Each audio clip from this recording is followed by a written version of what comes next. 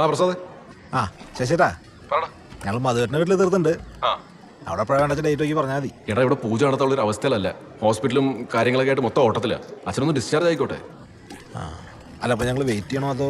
അല്ല വേണ്ട വേണ്ട, നിന്റെ വീട്ടിലും സുഭാഷിന്റെ വീട്ടിലൊക്കെ ചെയ്യും. അപ്പോഴത്തേക്കും ഇവിടുത്തെ കാര്യങ്ങളൊക്കെ ശരിയാവും. അയ്യോ താങ്ക്സ്. ആ പിന്നെ നീ ആ പ്രസ് വിളിച്ചിട്ട് പൂജയുടെ നോട്ടീസിന്റെ കാര്യം എന്തായെന്ന് ചോദിക്കുക. ആ അത് എന്ന് കിട്ടുന്നോ അതിന്റെ പിറ്റേ ദിവസം തന്നെ പത്രത്തിൽ കയറ്റാനുള്ള ഏർപ്പാടും ഉണ്ടാക്കണം. പിന്നെ ഈ ഹോസ്പിറ്റലുകള്, അമ്പലങ്ങള്, ഇതുപോലെ സങ്കടവും പ്രാർത്ഥനയായിട്ട് ആൾക്കാർ കൂടുന്ന സ്ഥലങ്ങളിലൊക്കെ ചറപറ കൊടുത്തേക്കും. അതേറ്റു. Okay okay. എവിടെയായിരുന്നടാ? വീട്ടിലെ ഗ്യാസ് തീർന്നു പോയത്. പിന്നെ ഏജൻസി പോയി പുതിയ കുറ്റി എടുത്തോണ്ട് വന്നിട്ട് നീ ക്യാൻറ്റീനിലേക്ക് അല്ലേ ഞാൻ കൊടുത്തിട്ട് വരും.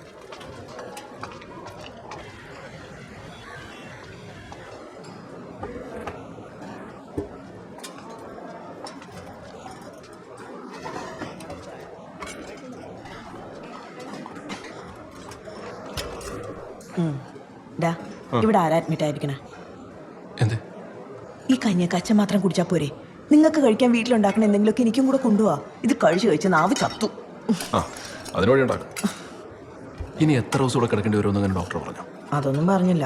ഹാർട്ട് വീക്കാ. ഇനിയൊന്നുകൂടെ ഉണ്ടായാൽ ബുദ്ധിമുട്ടായിരിക്കും എന്ന് പറഞ്ഞു.